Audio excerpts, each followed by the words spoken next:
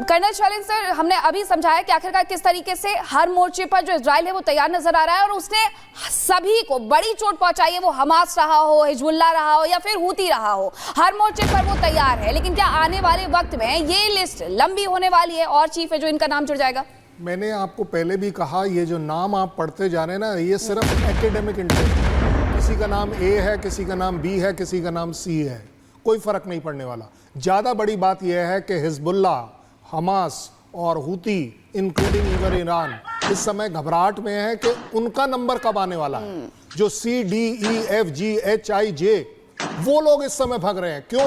क्योंकि आप देख पा रहे हैं कि रिप्लेसमेंट्स इतनी तेजी से नहीं हो पा रही हैं, जो कि ये क्लेम हिजबुल्लाह अपने आप को एक फुल फ्लेजेड आर्मी क्लेम करता था, हूती अभी भी क्लेम करता है। लेकिन क्यों आप इस तरह के इनडायरेक्ट अटैक देख रहे हैं? इस जहाज को आपने गिराकर इजराइल के ऊपर कौन सा बड़ा आघात कर दिया कि आपने एक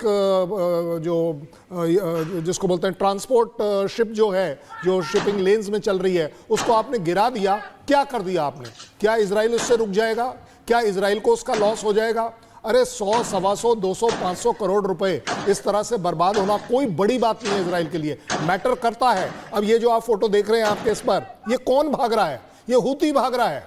जो बड़ा वाला जहाज है उसमें से फायर किया जा रहा है उस हूती वाले जो हाईजैकर्स हैं उनके ऊपर। So as far as superiority is concerned, मैं अभी भी हूतीज को वो सुपीरियॉरिटी नहीं दूंगा, सिवाय इसके कि यू आर जस्ट अ पेटी पायरेट। आप पायरेसी के चक्कर में घूम रहे हैं, आप जहाजों को नुकसान दे रहे हैं जो कि आर्म्ड नहीं हैं। अगर एक्चुअली देखा जाए वेस्टर्न कंट्रीज, यूएस अपने पर आ जाएं तो हूतीज के लिए यमन तक में जगह नहीं बचेगी अगर इजराइल ने एक बार स्टार्ट कर दिया। बट ये डिस्टेंस जो अपने आप में है वो एक बहुत बड़ी रेस्ट्रिक्शन है। आज की तारीख में आप देख रहे हैं कि जनाजे में कौन जाएगा या नहीं जाएगा, अभी इसके ऊपर भी डाउट बन गया है।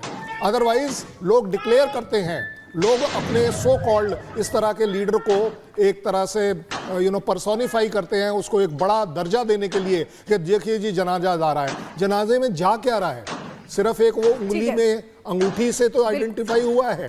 80 क्विंटल का अगर आपने कोई बॉम्ब एक जगह डाला है, वहां क्या बचा होगा? ठीक है यूके देवराज सर, मेरा आपसे सवाल यह है कि देखिए किस तरीके से ईरान लगातार ये इंतजार कर रहा है कि आखिर इजराइल कब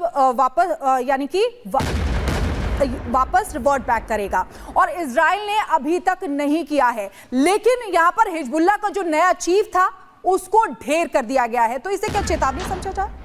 जी हाँ, ये समझना पड़ेगा कि वॉरफेयर में एक प्रिंसिपल होता है जिसे कहते हैं selection and maintenance of aim. Israel ने तय कर लिया है कि उसका पहला एम है आतंकवादियों को खत्म करना, इसीलिए वो हमास और अब हिजबुल्लाह को चुन चुन कर मार रहा है।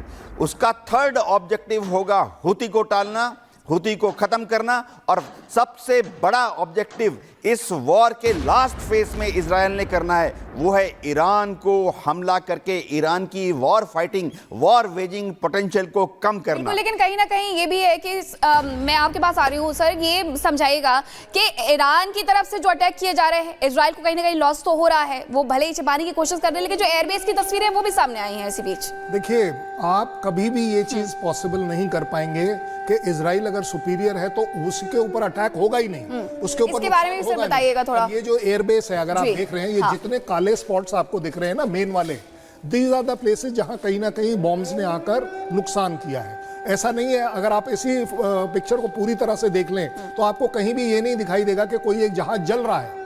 आप देखिए, अच्छा, मतलब पहले से तैयारी थी, सारी चीजें आप बाहर कर दें, एयरबेस आप खाली छोड़ दें। मैं कह रहा हूं, इवन बांग्लादेश और इंडिया जैसे कंट्री अगर अपना आपका स्ट्रैटेजिक कोई भी फाइटर एयरक्राफ्ट लैंड करता है, वो सीधे बेस के अंदर जाता है, बाहर कहीं खड़ा नहीं किया जाता। इसलिए आप देख रहे हैं जितने भी नुकसान है, नुकसान जरूर हैं, बट ये सुपरफिशियल है। 4 से 6 घंटे में वो एयर स्ट्रिप्स को रिपेयर कर पाते हैं। आज की तारीख में टेक्नोलॉजी इतनी अच्छी हो गई है। लेकिन काबिलियत बात यह है इस समय कि यस, ईरान कैन क्लेम कि हम वहां तक पहुंच पाए, हम उस एयर डोम को भेद पाए, ट्रिपल लेयर्स ऑफ जो एयर डिफेंस है उसको भी भेद पाए, और एक स्ट्रैटेजिक एयरक्राफ्ट का जो बेस है आप वहां तक पहुंचे हैं, ये अचीवमेंट हमें ग्रांट करनी पड़ेगी। लेकिन फिर भी सोचना पड़ेगा कि इजराइल ने इतनी तैयारी करके रखी हुई थी, आप अपने सारे जो एयरक्राफ्ट है वो हटा लीजिए और उसके बाद जो करना है ईरान करते रहे। नहीं, मैं ऐसा नहीं कहूंगा, क्योंकि देखिए एक एयरफील्ड को नुकसान होना भी एक कंट्री के लिए बहुत इंसल्टिंग बात होगी, और स्पेशली लाइक इजराइल,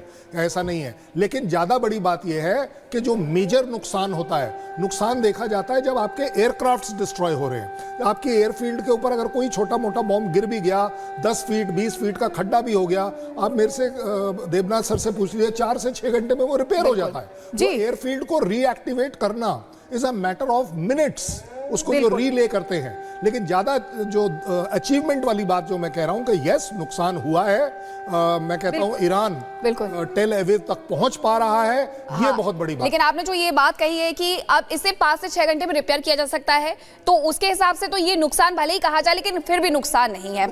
आपके पास में लौटूंगी सर, शिखा का रुख करते बड़ी खबर आ रही है। 2 गेस्ट भी मौजूद हैं हमारे साथ, कर्नल शैलेंद्र सिंह भी जुड़े हुए हैं और group captain UK Devnath sir भी जुड़े हुए हैं। सबसे पहले कर्नल मैं आप ही से समझना चाहूंगी, यानी कि जो पहले कहा गया था इजराइल की तरफ से कि हमारे लिए ये करो या मरो वाली लड़ाई है, अब ये वही हुआ है कि अगर और कोई आएगा हिजबुल्लाह की कमान संभालने के लिए तो हम उसे भी नहीं चैन से छोड़ने वाले हैं। और कल जो बैरूत पर अटैक हुआ था, क्या इसे जोड़ दिया जाए? जय हिंद, नमस्कार। देखिए, आपने कहा ना कि इजराइल ने कहा करो या मरो, नहीं, अब मेरे ख्याल इक्वेशन चेंज हो रही है। अब जो है इक्वेशन आ गई है हिजबुल्लाह, हमास, हूती और ईरान के ऊपर कि भगो या मरो। कितना भागोगे, कहां तक भागोगे?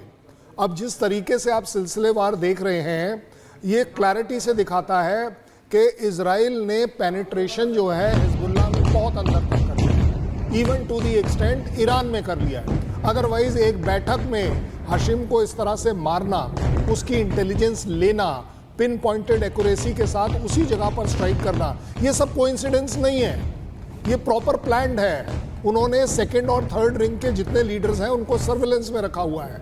उन्होंने इनकी जो इंटेलिजेंस है सो कॉल्ड ईरान की, हिजबुल्लाह की, उसको इन्फिल्ट्रेट कर लिया है। तभी आप देख रहे हैं, देखिए इस तरह की सक्सेस जो है ना, ये फिनोमिनल सक्सेस है कि एक लीडर आपने मारा, उसके 4 या 5 दिन बाद एक और लीडर अपॉइंट हुआ और उसको भी आपने साथ ही साथ मार दिया।